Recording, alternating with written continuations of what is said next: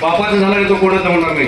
पहिलं तो माझ्या आजोबांचा झाला नाही, बापाचा झाला नाही, म्हणून मी त्याला बापाचा राहू दिला नाही. गावाला त्यांनी काय दिलं त्याचा हिशोब त्यांनी द्यावा, पण मी काय दिलं त्याचा हिशोब मी देऊ शकतो. इथं भाजपा प्रदेश कार्यकारिणी सदस्य आदरणीय डॉक्टर शशिकांत दिवाणी, जिल्ह्याचे भाजपाचे महामंत्री बळीराम दादा, माजी लोकनियुक्त नगराध्यक्ष अजय भैया परदेशी, जितू दादा, किसान मोर्चाचे श्यामबाई, जितू भाऊ, प्रवीण भाऊ, आमचे विधानसभा प्रभारी नारायण दादा, मोडचे आपले डॉक्टर साहेब, मंचावर उपस्थित असलेल्या प्रथम नागरिक सरपंच ताई, उपसरपंच, ग्रामपंचायत सदस्य, सर्व सन्मान्य मंच आणि परिसरातून आलेले सर्वच सरपंच, उपसरपंच आणि सर्व बोरद गावाचे ग्रामस्थ बंधू आणि भगिनींनो,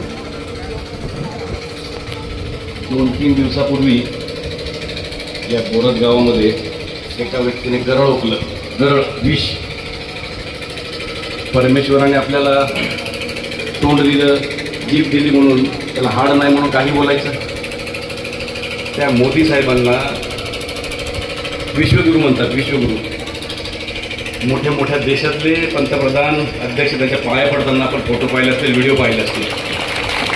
अशा व्यक्तीला ते काय शब्द त्या बोरदमध्ये बोलले, तुम्हाला ऐकूनही बरं वाटलं नसेल. जो व्यक्ती बोलला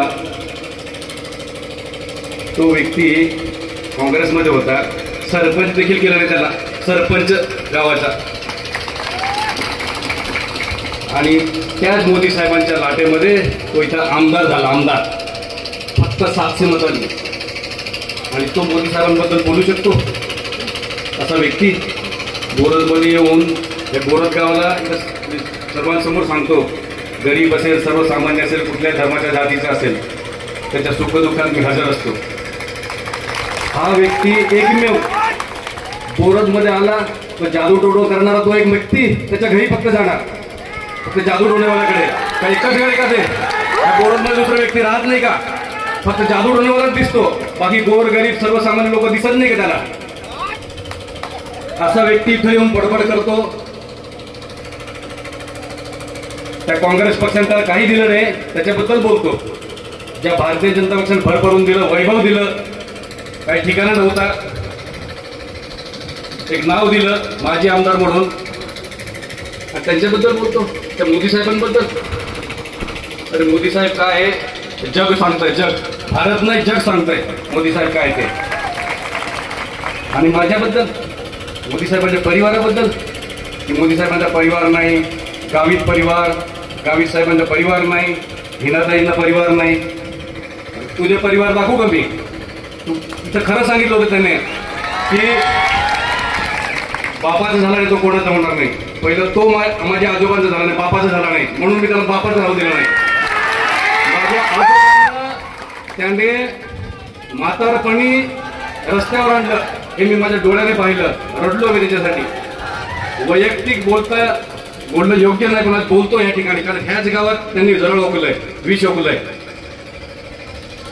तर त्या आजोबांना म्हातारपणी रस्त्यावर आणलं, तर म्हातारपणी ते घराच्या बाहेर पडले. त्या बापाला काय वाटलं असेल? तर त्या वयामध्ये त्यांना जेवायला खायला काय नव्हतं, घर नव्हतं, त्यांना लग्न करावं लागलं त्या वयामध्ये, आणि मग ते जगू लागले. त्यांना मरेपर्यंत मी सहारा दिला. त्यांना मी नोकरीला होतो. त्यांनी सांगितलं ना, फौजदाराचा आमदार झाला, ठेकेदार झाला. मी सांगतो ना ठेकेदार कुठं कोण नाही ठेकेदार, इथला कोण झाला ठेकेदारांना तो पण सांगतो आहे.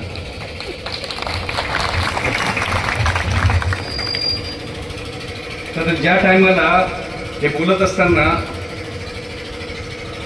या ठिकाणी बरेचसे काँग्रेसचे पुढारी होते. त्यांनी मला रात्री फोन करून सांगितलं की आम्हाला आवडलं नाही साहेब, आमचे 2 शब्द होऊन गेले. ते काय व्यासपीठ नाही बोलायचं, वैयक्तिक असेल, परिवाराचं असेल. ह्या व्यक्तीनं, तुम्हाला खरं सांगतो, तो बापाचा झाला नाही, तो कुठल्या बायकोचा झाला नाही, आणि आमच्या पोरांचाही झाला नाही हा व्यक्ती. आणि तो इथे येऊन शिकवायला लागला लोकांना. आम्हाला रस्त्यावर सोडलं अक्षरशः त्याने. मी शिकत असतानाच माझ्या आईला सोडून दिलं त्यांनी, दुसरी बायको केली. अशा कितीतरी बायका करून सोडल्या त्या माणसाने. ते सांगावं लागतं मला या ठिकाणी आज. रेकॉर्डिंग करून घ्यायचं सर्वांनी. ते मला सांगावं लागतं या ठिकाणी. आणि आज पण एकच 2 सरपंच नाही पूर्ण मतदारसंघामध्ये आणि मीच आमदार होईन. तर किती ती खुर्चीची तुम्हाला नशा, खुर्ची नशा आहे.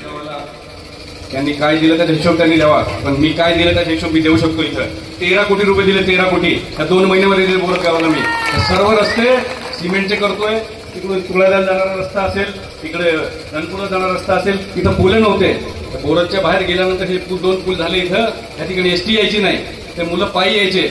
इकडून येताना मुलं त्यांना म्हणे इकडून एसटी पास होत नाही म्हणून एसटी बंद करून टाकायचे की तिथं पूल नाही, तिथं नाला आहे, त्या ठिकाणी एसटी येऊ शकत नाही, जाऊ शकत नाही म्हणून मुलं तिथले पायी यायचे.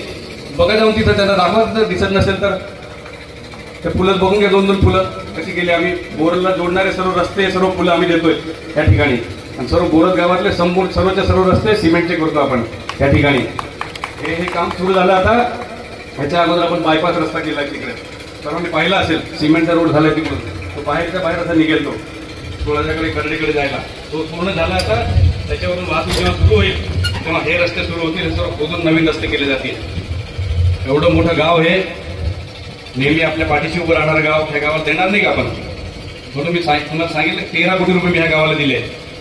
अजूनही माझं स्वप्न आहे ह्या गावातले इतर जे रस्ते ते देखील द्यायचं. जवळपास 40 कोटीचे मी पेवर ब्लॉक दिले. बापू कुठे गेले की नाही पेवर ब्लॉक?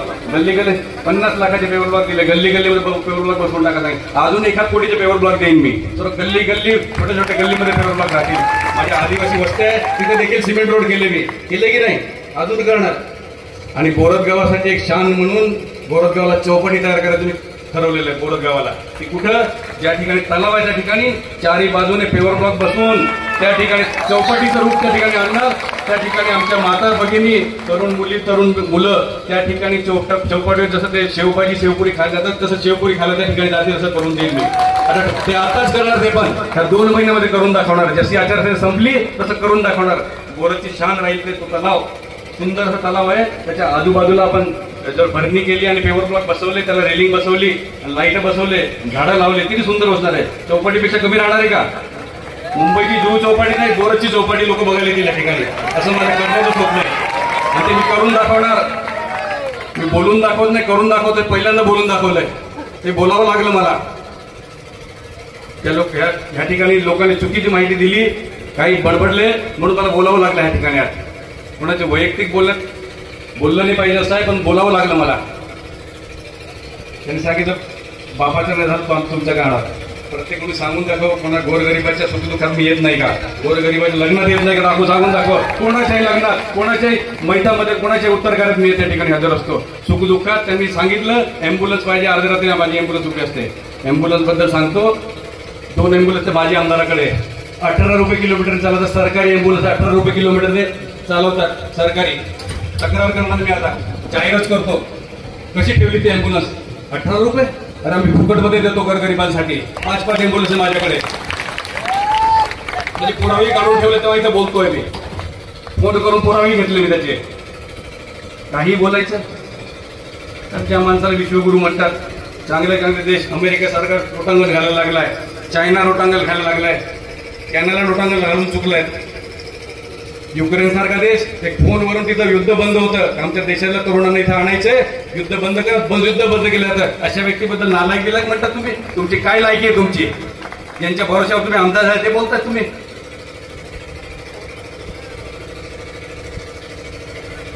हे बोरतगाव त्यांनी शेवटी सांगितलं होतं की हे बोरतगाव ठरवेल, नक्की ठरवणार.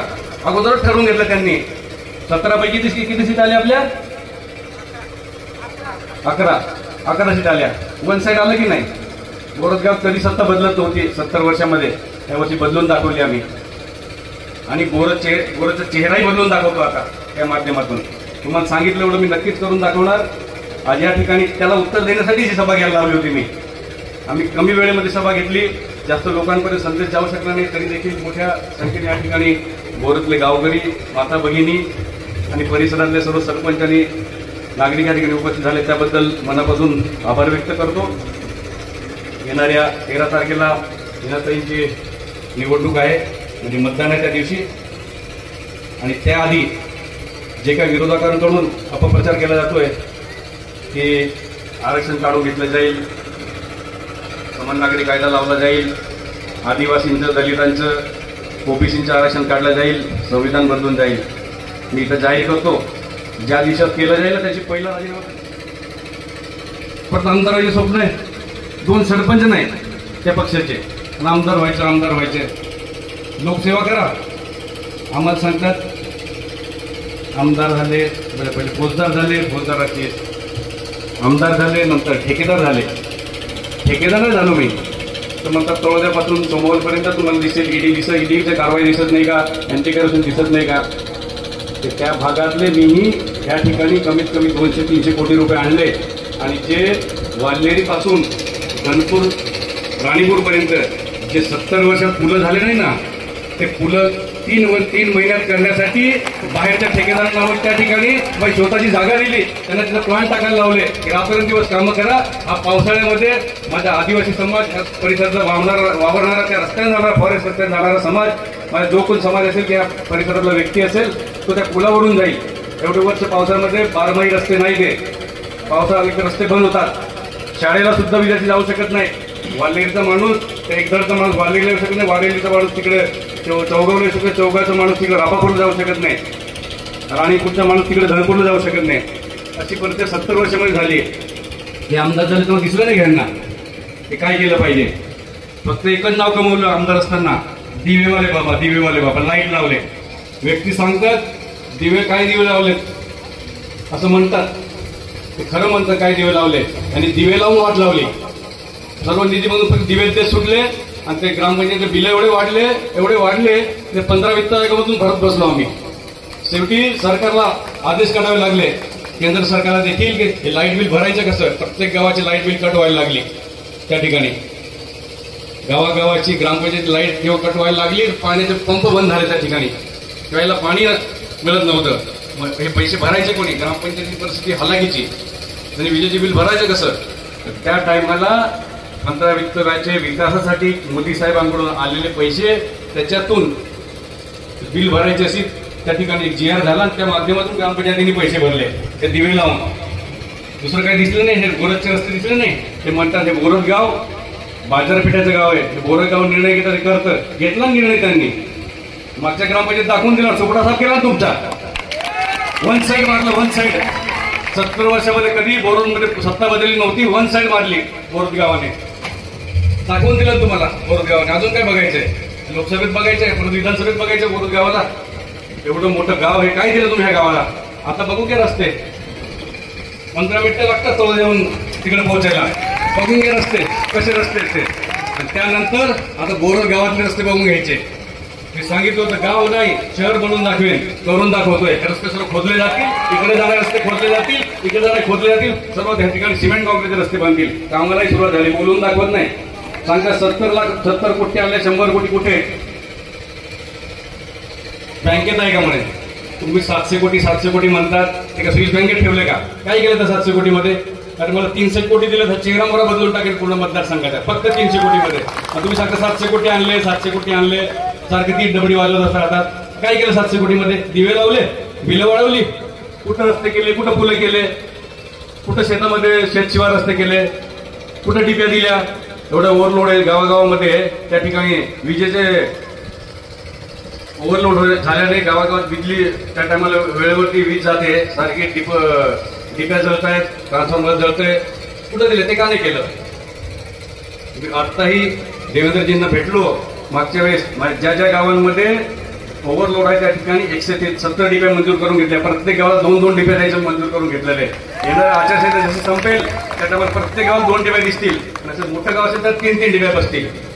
कुठलंही लोड शेडिंग राहणार नाही. आमच्या सरकारने तर जाहीरच केलं आता, मुख्यमंत्री संजीवनी सौर ऊर्जा, त्या माध्यमातून प्रत्येक शेतकऱ्याला देखील दिवसाची 12 तास लाईट दिली जाईल, कमीत कमी 8 तास तरी दिली जाईल. प्रत्येक गावामध्ये जागा एकवार केली जाते. त्या ठिकाणी सौर ऊर्जेचं फिटर त्या ठिकाणी तयार होतोय. येणाऱ्या काळामध्ये मोदी साहेबांनी आता जाहीरनाम्यामध्ये सांगितलं, शून्य बिल योजना देखील आता सुरुवात झालेली, ऑनलाईन सुरू झालेली आहे. त्या ठिकाणी आपल्या साधारण 64% 74% फक्त त्या ठिकाणी आपल्या 74% 64% काही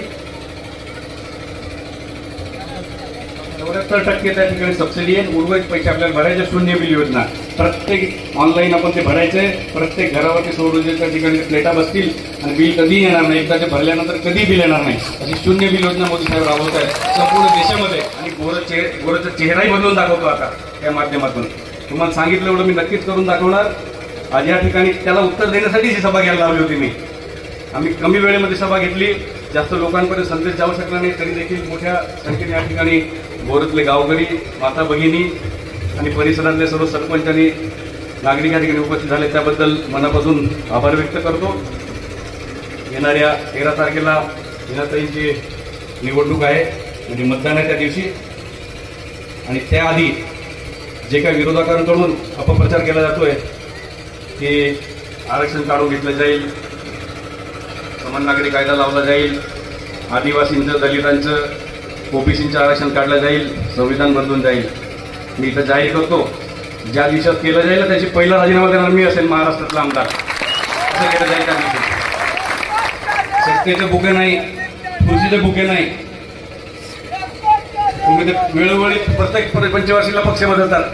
आम्ही तसं नाही. लोकांची सेवा करण्यासाठी आलोय. आणि फौजदाराचे आमदार, आमदाराचे आता चौकीदार म्हणाला. चौकीदार तुमच्यासाठी भ्रष्ट माणसांसाठी या ठिकाणी भ्रष्टाचार करतायत ना. इथला एक दलाल आहे इथला. आता गाडी घेऊन फिरायला लागला तो. फिरतोय की नाही गाडी घेऊन? पांढरी गाडी घेऊन फिरतोय की नाही? तो फक्त एकच काम करतो. ठेकेदारांबद्दल सांगितलं ना. ठेकेदार कुठं काम करता जेव्हा फोटो काढतो, व्हिडिओ काढतो आणि एस्टिमेट मागवा आणि त्या आमदाराकडे जातो, माजी आमदाराकडे, आणि तिथे फोटो दाखवतो. साहेब निष्कृत काम चाललंय, बरोबर नाही, फोन करा. मग ते फोन करतात, तुमचं काम बंद करा, आम्ही चौकशी लावतो. आणि मग तोडीबाणी करतात. असे तोडीबाज लोक आहे. आम्हाला ते जमणार नाही कधी. मलई खायला नाही आलो, मलई वाटायला आलो. जी भेटेल ती वाटून देऊ. घेऊन पण ठेवणार, पण ठेवणार नाही. तर आजच्या सभेच्या निमित्ताने मला उत्तर द्यायचं होतं म्हणून आज उत्तर दिलं. तर गोरगावला जे आश्वासन देतो ते मी करून दाखवतो आणि करून दाखवणार पण. ह्या शहराच्या कंप्लीट गावाच्या शहर आणि शहराच्या चेहऱ्यावर बदलून टाकणार. वर्षभरात तुम्ही बघून घ्या. आज सर्वांना एवढी विनंती करतो या ठिकाणी की आपल्या लोकसभेच्या उमेदवार हिनाताई आहे आणि केंद्रातले आपले पंतप्रधान मोदी साहेब आहेत. तिसऱ्यांदा मोदी साहेब या ठिकाणी पंतप्रधान होणार आहे. हिनाताई देखील तिसऱ्यांदा या ठिकाणी खासदार होणार आहे. आणि इथून हिनाताई निवडून गेल्यानंतर मोदी साहेबांचे हात मजबूत होणार आहे. देशाचा विकास तर नक्कीच होणार आहे.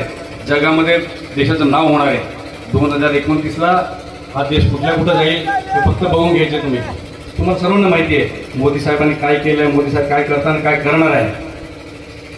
जे काय करणार आहे 400 पार म्हणतात ना, ते काय गोरगरिबांचं हक्क खेचण्यासाठी नाही करणार आहे, तर देश मजबूत करण्यासाठी करणार आहे, देशाचा विकास करण्यासाठी करणार आहे. आज त्या निमित्ताने आपल्याला सांगू इच्छितो की 13 तारखेच्या निवडणुकीला धरून आदरणीय मोदी साहेब 10 तारखेला नंदुरबारला येत आहेत. माझी सर्वांना विनंती आहे 10 तारखेला 10 वाजता मोदी साहेब येत आहेत. त्या ठिकाणी फडणवीस साहेब येत आहेत, मुख्यमंत्री साहेब येत आहेत त्या सभेसाठी. ही शेवटची सभा असणार आहे कारण 13 तारखेला वोटिंग आहे. माझी सर्व नागरिकांना, माता भगिनींना विनंती आहे की सर्वांनी त्या सभेला आपण यावं आणि मोदी साहेबांना ऐकावं. जे विरोधक त्या ठिकाणी म्हणतायत की आरक्षण काढलं जाईल, तो समान नागरी कायदा लावला जाईल, संविधान बदलून जाईल, त्याला मोदी साहेब त्या ठिकाणी उत्तर देणार आहे. ते उत्तर घराघरापर्यंत पोहोचणार आहे. त्या ठिकाणी मोदी साहेब त्याला उत्तर देणार आहे. आपण त्या ऐकण्यासाठी सर्वांनी यावं अशी सर्वांना आग्रहाची विनंती करतो. आपण या ठिकाणी कमी वेळामध्ये मोठ्या संख्येत उपस्थित झाला त्याबद्दल आपल्या सर्वांचे मनापासून आभार व्यक्त करतो. धन्यवाद. जय जय महाराष्ट्र, जय आदिवासी, जय श्रीराम. राजेश दादा तुम आगे बढ़ो, हम तुम्हारे साथ हैं.